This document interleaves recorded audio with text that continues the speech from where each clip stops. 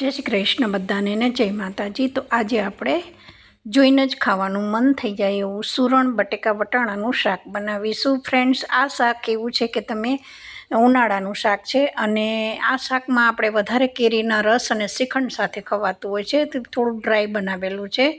તો ચાલો એકદમ જોઈને જ ખાવાનું મન થઈ જાય એવું આપણું સુરણ બટેકા વટાણાનું ગ્રેવીવાળું શાક બનાવીશું। તો સૌથી પહેલાં આટલી સામગ્રી તમારી પાસે હોય તો તમે આ રીતે બનાવી શકો છો। અને સુરણ છે એ ખાવા માટે બહુ જ હેલ્ધી છે। સુરણનું શાક બહુ જ સરસ થાય છે અને મારી ચેનલ ઉપર બી ઘણી બધી મેં રેસીપી સુરણની શાકની બી આપેલી છે। સુરણના મેં મુઠિયા બી બનાવેલા છે, તો તમે પહેલી વાર આવેલા હોવ તો ચેનલને જરૂરથી સબસ્ક્રાઈબ કરી દેજો અને આવી સારી તમારે રેસીપી જોવી હોય તો જરૂરથી લાઈક કરજો અને બેલ આઇકનવાળું બટન છે એને પ્રેસ કરી દેજો।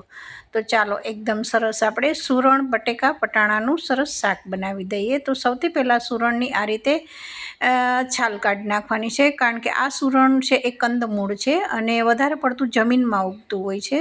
તો જમીનમાં ઉગવાને કારણે એમાં માટીવાળો ભાગ બહુ હોય છે। બજારમાંથી લાવી અને આ રીતે પલાળી અને ધોઈ માટી કાઢી અને પછી ફ્રીજમાં મૂકેલું હતું, પછી આપણે એની છાલ કાઢી દીધી। હવે બટેકા અને સુરણને આપણે સરસ અહીંયા મસળીને ધોઈ નાખવાનું છે। ધોઈ અને એક ચાળણીમાં કોરું કરી દેવાનું છે। વિડીયો સ્કીપ ના કરશો, લાસ્ટ તક જોશો તો તમને સરસ અહીંયા ખબર પડશે।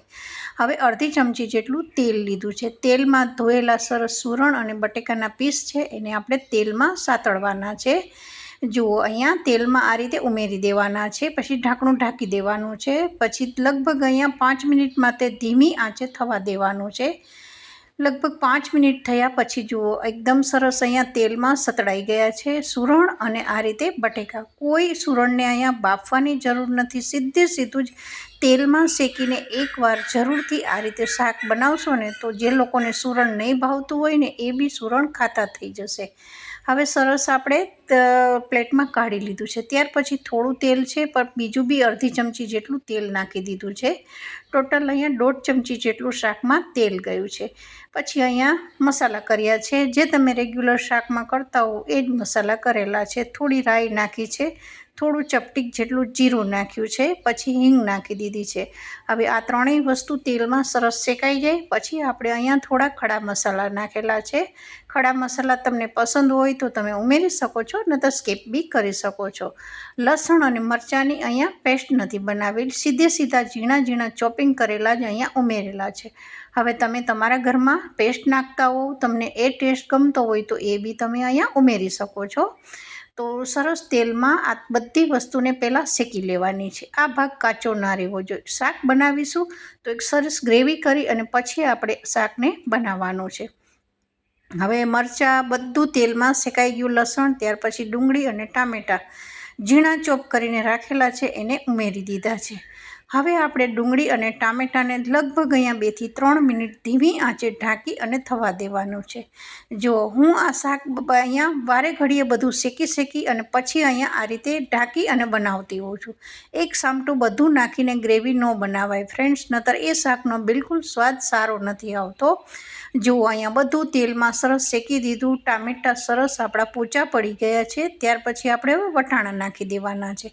વટાણા કોઈ બોઇલ કરેલા નથી, સીધા કાચા જ છે, તો એને આ રીતે તેલમાં શેકી દેવાના છે। હવે વટાણા નાખ્યા પછી બી ઢાંકણું ઢાંકી અને લગભગ આપણે અહીંયા 3 થી 4 મિનિટ થવા દીધું હતું, તો વટાણા એકદમ સરસ ડુંગળી જે મસાલો કરેલો છે એમાં સરસ સોફ્ટ થઈ ગયા છે। તો જરૂરથી મારી રીતે તમે શાક બનાવશો તો શાકનો સ્વાદ કંઈક અલગ જ આવશે।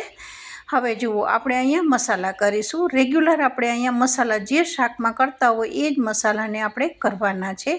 1 ચમચી જેટલું આપણે અહીંયા લાલ મરચું લીધું છે। મેં અહીંયા કોઈ કાશ્મીરી મરચું નથી લીધું, રેગ્યુલર જે રામદેવ મસાલો ઘરમાં ખાતા હોય એ જ અહીંયા મસાલો નાખેલો છે। હળદર નાખીને સ્વાદ અનુસાર મીઠું નાખ્યું છે। હવે કેટલી ક્વોન્ટિટીમાં તમારું શાક હોય એ પ્રમાણે તમારે મસાલા કરવાના છે। કોઈ અહીંયા કલરવાળા મરચાંનો ઉપયોગ બિલકુલ નથી કરેલો। અડધી ચમચી જેટલી કસૂરી મેથીનો પાવડર નાખી દીધેલો છે। આ ઘરનો જ મેથી સૂકવેલી બનાવેલો પાવડર છે કસૂરી મેથીનો। હવે મસાલા ચડે એટલું આપણે અહીંયા પાણી નાખી દેવાનું છે। હવે આને થોડું સીજવા દેવાનું છે. થોડું સીજી જાય એટલે સરસ મસાલા અને તેલમાં સરસ અહીંયા તેલ ફૂટવા માંડશે ઉપર અને શેકાઈ જશે મસાલા તમારા. જુઓ ઉપર સરસ અહીંયા તેલ આવી ગયું છે. હવે તેલ આવી ગયા પછી આપણે અહીંયા જે આપણે તેલમાં શેકીને રાખેલી છે 2 વસ્તુ સૂરણ અને બટેકા એને ઉમેરી દેવાના છે. અને લગભગ આ અત્યારે 50% જેટલા ચડી ગયા છે. વટાણા ચડી ગયા છે, સૂરણ અને બટાકાએ 50% જેટલા ચડી ગયા છે. હવે આપણે આને થોડા અધકચરા છે એને પાણી નાખી અને ચેડવવાના છે. તો જુઓ તમે ડ્રાય બી બનાવી શકો છો અથવા તમને વધારે રસાવાળું પસંદ હોય તો રસાવાળું કરી શકો છો. 1 વાટકી મેં અહીંયા પાણી પહેલાં ઉમેરી દીધું હતું અને પછી અત્યારે બીજી વાટકી બી મેં પાણીની ઉમેરી દીધેલી છે. હા, પહેલી વાટકી નાખી ત્યારે મારાથી વિડીયો શૂટ નહોતો થયો. સીધું મારાથી બીજી વાટકી નાખી ત્યારે જ મેં વિડીયો શૂટ કરી દીધો છે. તો જુઓ હવે આને ઢાંકી અને લગભગ આપણે આને 5 થી 6 મિનિટ થવા દીધું હતું. તો જુઓ શાક તૈયાર થઈ ગયું છે. બટાકા સરસ ચડી ગયા છે અને એકદમ સરસ અહીંયા આ શાક આપણું તૈયાર થઈ ગયું છે. જોઈને જ ખાવાનું મન થઈ જાય એવું સૂરણ બટેકા વટાણાનું શાક જુઓ. અને બટાકા સારા એકદમ ચડી ગયા છે. હું તમને કાપીને બી બતાવીશ તો તમને ખબર પડશે. એકદમ સારા બટેકા અહીંયા ચડી ગયા છે. તો વધારે પડતું ઉનાળામાં આ શાક વધારે બનતું હોય છે કેરીના રસ સાથે, અથવા આ શાક વધારે શ્રીખંડ જોડે બી ખવાતું હોય છે. શાક થોડું ઠંડુ થઈ ગયું, એકદમ સિજાઈ ગયું ત્યાર પછી મેં સર્વ કર્યું છે. આ શાકમાં કોઈ તમારે ધાણા નાખવાની જરૂર નથી, કારણ કે આપણે અહીંયા કસૂરી મેથી ઉમેરેલી છે. તો કોઈ ધાણા ના ઉમેરો તો એકદમ સરસ ટેસ્ટી આપણું શાક તૈયાર થઈ ગયું છે. વિડીયો સારો લાગે તો ફ્રેન્ડ્સ બેલાઇકનવાળું બટન છે એને જરૂરથી પ્રેસ કરજો અને વિડીયો જોયા પછી લાઈક કરવાનું ના ભૂલશો. તો આજની રેસીપી આપણી સરસ તૈયાર થઈ ગઈ છે. જે સૂરણ છે એ કંદમૂળ છે. તો આજની રેસીપી આપણી બની ગઈ છે. તો બધાને જય શ્રી કૃષ્ણ.